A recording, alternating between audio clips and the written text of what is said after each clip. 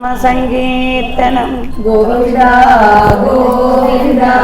சித்தி விநாயக மூர்த்திக்கே ஞான விநாயக மூர்த்திக்கே வெற்றிவேல் முருகனுக்கே நம பார்வதி பதையே சர்வத்திர கோவிந்த நாம சங்கீர்த்தனம் சுவாமி जय आदिपराशक्ति माता जी के वीर धीर सूर पराक्रम आंजनेय मूर्ति के समस्त मंडली के राधे कृष्णा. இந்த ஒரு அருமையான மாலை பொழுதுல இந்த ஞான விநாயகர் கோவில்ல ஒரு நல்ல ஒரு தலைப்பு தான். மாறியது நெஞ்சம் மாற்றியது யாரும்.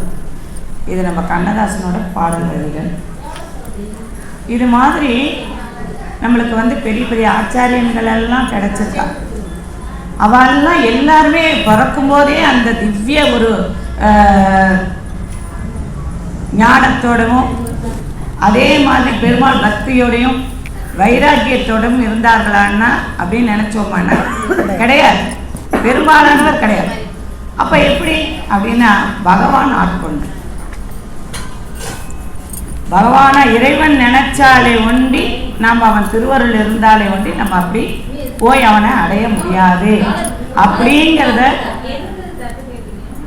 ஒரு பேஸ் பண்ணி தான் மாறியது நெஞ்சம் மாற்றியது யாரோ அப்படின்னு நிறைய பேர்.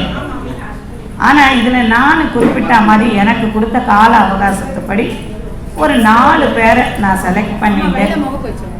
அந்த 4 பேரை பற்றின சரித்திரம் உங்களுக்கு தெரிஞ்ச சரித்திரமாக இருக்கு. தெரிஞ்ச தகவல், தெரியாத சில விஷயங்களை மட்டும் உங்களோட பகிர்ந்துக்கணும்னு ஒரு ஆசை. முதற்கண்ணே இந்த ஒரு வாய்ப்பை கொடுத்த இந்த ஞானமூர்த்தி விநாயகர் ஆலயத்தோட நிர்வாகிகள் மற்றும் இங்கே இருக்கிற மகளிர் குழுக்கள் எப்போ பாரு சர்வீஸே பண்ணிட்டு இருக்க எல்லாருக்கும் என்னோட நமஸ்காரம்.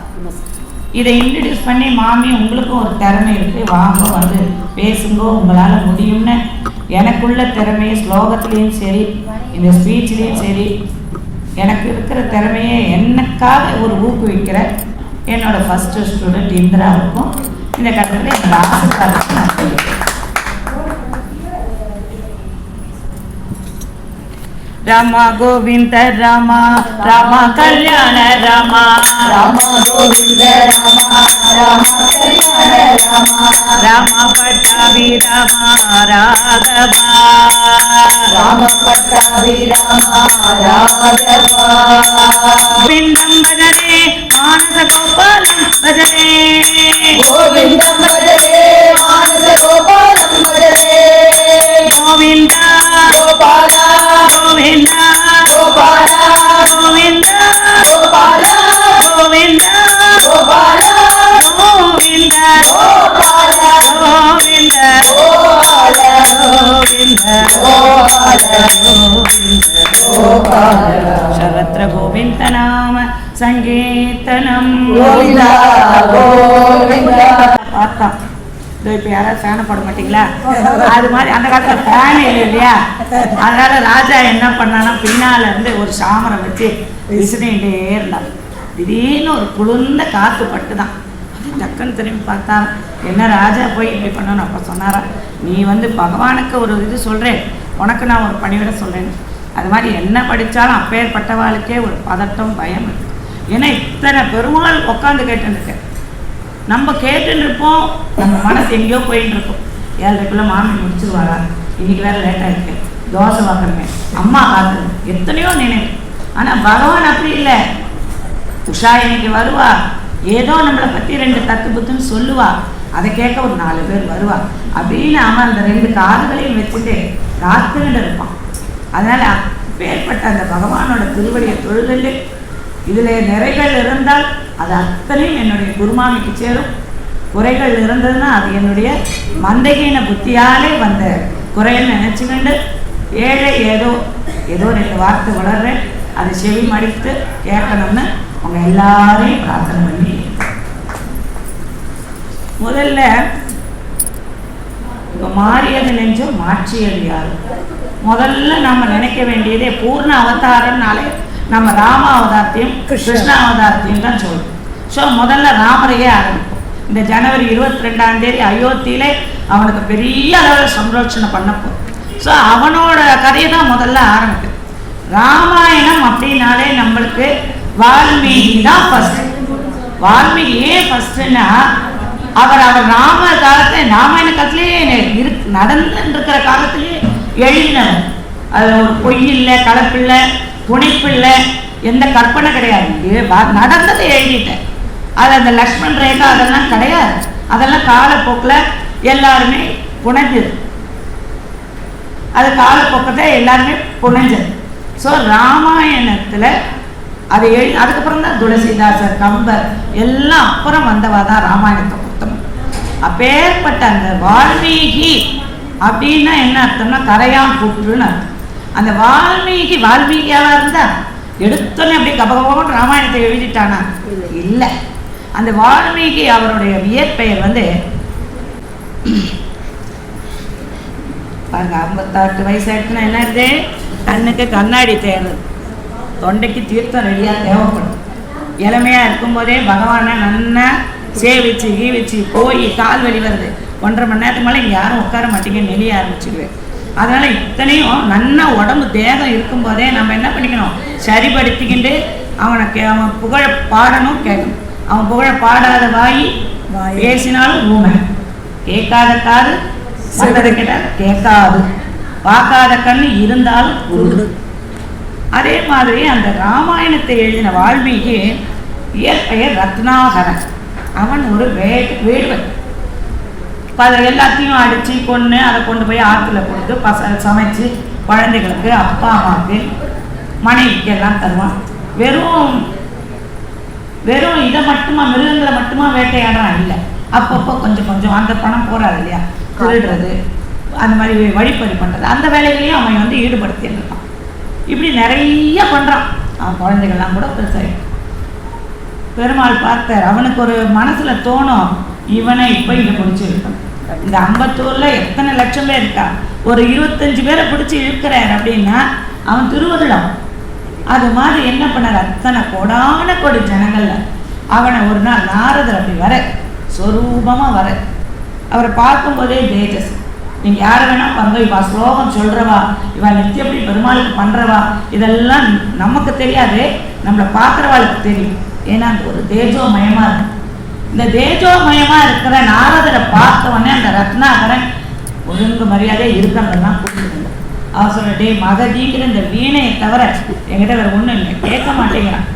இவ்வளோ தேஜஸாக இருக்க, உங்ககிட்ட என்னமோ இருக்கு, நீ கொடுக்கலன்னா கத்தினா குத்தினா செத்துடுவேன், அதெல்லாம் இல்லை, நீ குத்திடும். அப்போ சொல்கிறேன் நான், சரி இவ்வளோ பண்ணுறி, இது பாவ காரியம்னு உனக்கு தெரியுமா இந்த செயல்? தெரியும். தெரியாது. சரி, நீ உங்கள் ஆற்றுல போய் உங்கள் அப்பா அம்மா கிட்ட, உன் ஒய்ஃபுக்கிட்ட, உன் குழந்தைகிட்ட போய் நான் செய்கிற இந்த காரியங்களில் உள்ள பங்களிப்பு பண்ணுறேன், உங்களுக்கு சேர்த்து தானே பண்ணுறேன், அதில் வரக்கூடிய, அதில் சம்பாதிக்கக்கூடிய செல்வங்களை நீங்கள் எப்படி அடையிறீங்களோ அதே போல இந்த பாவங்களையும் நீங்கள் ஏற்றுப்பேலா, நீங்கள் இதை ஷேர் பண்ணிப்பேலான்னு கேட்டுட்டு வா, நான் இங்கேயே தான் இருப்பேன், எங்கேயும் போக மாட்டேங்கிற. இவனுக்கே அந்த டவுட் வந்துருக்கு. நித்தியப்படி நம்ம இவ்வளோ பண்ணுறோமே, இது நம்ம சில பேர் சாபமெல்லாம் அது பண்ணி உருப்படவே மாட்டேன்னு சொல்லுவாளே. சரி போகிறான், ஓடுறான், ஆற்றுக்கு போய் அப்பா அம்மாவை கேட்குறான், ஏன்பா நான் உனக்கு நித்தியப்படி உனக்கு எல்லாமே வாங்கித்தரேன், பிடிக்கிறேன், அதுக்கு பல வேலைகளை நான் செய்கிறேன், அதனால பாவங்கிற அதை போய் அது உன்னை சாருமா, உங்களுக்கு நீ அதை ஷேர் பண்ணிப்பியா, என் பாவ கணக்கில் உனக்கு பங்கு உண்டா? ஐயோ குழந்தை, எனக்கு அதுக்கு பங்கு எங்களுக்கு கிடையவே கிடையாது, பெத்தவாளுக்கு போட வேண்டியது உன் கடமை, உன் தர்மம், நீ அதை செய்யணும், அதில் போய் நாங்கள் ஏன் ஷேரிங்க? கிடையவே கிடையாதுப்பா. மனைவி கிட்ட போகிற, அடியே நான் உன்னோட சரிபாதி, நீ இந்த ஷேரிங்கில் உனக்கு பங்கு இருக்கா? பிராணனாக்கா உன் பிராணனை எடுக்கிறத தவிர எனக்கு எந்த வேலை கிடையாது, நான் அதில் இருந்தால் பங்கு வாங்கிக்கவே மாட்டேன், உன்னுடைய தர்மம் எனக்கு நீ கழுத்தில் தாலி கட்டிட்டு என்னை காப்பாற்ற வேண்டிய உன் ஸ்வதர்மம் நான் பண்ண மாட்டேன் அப்படிங்கிற, ஏற்றுக்க மாட்டேன். குழந்தைகளும் அதை சொல்லும். அந்த க்ஷணம், அந்த நிமிடம், ஒரு ஞானம் வரத்துக்கு ஒரு நாள், ஒரு வருஷம், அப்படியெல்லாம் இல்லை, ஒரு க்ஷண நேரத்தில் அந்த ஞானம் வந்துடுது. ஓடுறான் நாரதுக்கிட்ட, எனக்கு தெரிஞ்சு போச்சு, இத்தனை நாள் நான் எவ்வளவோ பாவம் பண்ணிட்டேன், அதில் எனக்கு பரிகாரத்துக்கு ஏதாவது ஒரு வழி சொல்லணும் சுவாமிங்கிற. அவனுக்கு ராமன் சொல்கிற, அவனுக்கு மண்டையில் ஏறலை. ஏன்னா இத்தனை நாள் பாவமே பண்ணியிருக்கானே, ராமநாமம் எப்படி உள்ளே வரும்? வரல. சரி, இந்த ராமன் நாமம் ராமன் சொல்கிறாரு, இதோட மகிமை என்ன அப்படின்னுட்டு கேட்குறாரு. நாரதர் சொல்கிறார், நன்மையும் செல்வமும் நாளும் நல்குமே. என்ன தருமா? நன்மையும் செல்வமும் இன்னைக்கு கொடுத்துட்டு நாளைக்கு நாள், எவ்ரிடே. நமக்கு ஏடிஎம் யாருன்னு கேட்டா நம்ம மாதவன் தான் ஏடிஎம். உங்ககிட்ட ஏடிஎம் இருக்கு, என்கிட்ட ₹1,00,000 இருக்கு பேங்க்ல, அதெல்லாம் ஏடிஎம் கிடையாது. ஏடிஎம் எது? All time Madhavan. நமக்கு குறைய இருக்குன்னா, ஐயோ என் சித்தி நினைக்கிறான், அங்கிருந்து ஐயோ மயிலாப்பூர்லேருந்து சித்தி நினைக்கிறான் இன்னைக்கு வருவாளோ என்பறான். இல்லை, உன்னை பஞ்சத்வாரகால கண்ணை நினைக்கிறான், நித்தமும் கேட்டுட்டே இருக்கே பஞ்சத்வாரகா சேவிக்கணும், மதுரா சேவிக்கணும்னு அந்த கண்ணை நினைக்கிறான். ஐயோ இந்த குழந்தை எப்போ வரப்போதோ தெரியலையேன்னு சொல்லிட்டு. இனிமே யாராவது செருமினா இருமினா அவா நினைக்கிறா இவா நினைக்கிறான் அசத்துக்களாட்டம் நினைக்காதீங்க. வேத சம்பந்தம் உள்ளவா யாரும் நமக்கு சாஸ்வதம் கிடையாது. ஆத்மா சம்பந்தம் உள்ள பகவான் மட்டும்தான் நமக்கு சாஸ்வதம். அப்ப தேவ சம்பந்தம் இருக்கவங்கள நம்மளை போஷிக்க வேண்டாமோ? போஷிக்கணும், அதை நம்ம கடமைன்னு செய்யணும். ஆனா அதுவே தான் கடமைன்னு நினைச்சுட்டு குழம்பக்கூடாது. இன்னைக்கு இங்க வரணும் கேட்கணும்னு நினைச்சா சித்ராக்கு ஆட்டோமேட்டிக்கா அவ பொண்ணுக்கு மாட்டு பொண்ணுக்கு ஓடி நீ ஆத்துக்குன்னு சொல்லி கொடுப்பான். எப்போ வருது மாமி, என்ன மாமி வரது அப்படின்னு நினைச்சா கிடையாது. ஸோ நன்மையும் செல்வமும் நாளும் நழுகுமே, தீமையும் பாவமும் சிதைந்து தேயுமே, ஜன்மமும் மரணமும் இன்றி தீருமே. எப்போ? இம்மையே ராமா ராமா ராமா என்ற இரண்டெழுத்தில் அப்படின்னு நாரதர் சொல்ற. புரிஞ்சுட்டான், ஒரு பாவம் செஞ்சுட்டான், அதுக்கு பிராயச்சித்தான், பாவம் உணர்ந்துட்டான். ஸோ அதுக்கு ஒரு பிராயச்சித்தமும் தேடிட்டான். ஆனால் இதை சொல்றதுக்கு நாக்கு வரலையே. அன்று செயலை இன்று தலம் வரும் பொழுது சிவன் பெயர் நாவினில் வராதே, ஆதலினால் மனமே இன்று சிவன் நாமம் சொல்லி பழகு. ஓம் நம சிவாய சிவாய நமோ, ஓம் நம சிவாய சிவாய நமோ, ஓம் நம சிவாய சிவாய நமோ, ஓம் நம சிவாய சிவாய நமோ. நீனு போய் சொல்லுவா சாமி கும்பம் சங்கராசனம் வராது. ஸோ நீ சொல்லு, பிரயத்தனப்படுன்னு சொல்லி ஒரு மராமரத்தை காமிக்கிட்டு அவனுக்கு நாக்கு கொள்ளுறது வரல.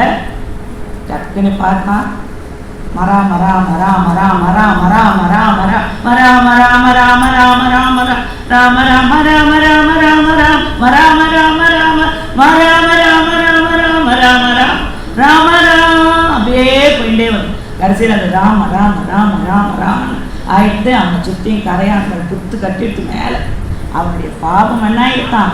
இமையில் ராமான்னு 2 எழுத்து ஒரு தடவை சொன்னாலே பாவம் போயிடுங்கிறான். அவன் அத்தனை ராமா கரையானே குத்து கட்டின மாதிரி சொல்லிட்டான்.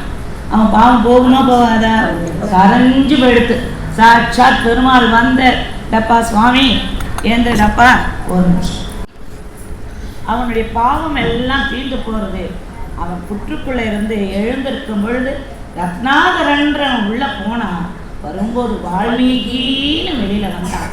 மாறியது நெஞ்சம், மாற்றியது யாரு? ராமபிரான் மாற்றிட்டான். 24,000 ஸ்லோகங்கள் உள்ள அந்த ராமாயணத்தை எழுதி தள்ளினார். அதுக்கப்புறம் லவகுச்சா காவியமோ காவியம், அப்படி ஒரு காவியம். இதுவரைக்கும் அந்த ராமாயணத்தை மிஞ்சுபவரும் இல்லை, அவருக்கு ஈக்குவலாகவும் கிடையாது, யாரும் கிடையாது. இன்னைக்கு வரைக்கும் ராமாயணத்தை எத்தனை தடவை யாரு சொன்னாலும் புதுசா தெரியுமே தவிர நமக்கே தெரியும். ராமர் பிறந்தார், இது பண்ணால், சீதை கல்யாணம் பண்ணிட்டார், ராவணன் தூக்கிட்டு போனால், லங்கை எரிச்சானுமா பாலத்தை கட்டினார், ராவணன் போனார், ஜெயிச்சார், வந்தார், பட்டாட்சர் எல்லாருக்கும் தெரிஞ்சுக்கணும். ஆனால் எத்தனை தடவை கேட்டாலும் நமக்கு அந்த உணர்வு நம்ம ராமர்னு அந்த ஒரு உள்ள அரிக்கிறது பாருங்க நமக்கு. அங்க நிற்கிறார் வாழ்மை. அந்த மாதிரி மாற்றத்தை தந்தவர் நம்ம ராமபெருமான்.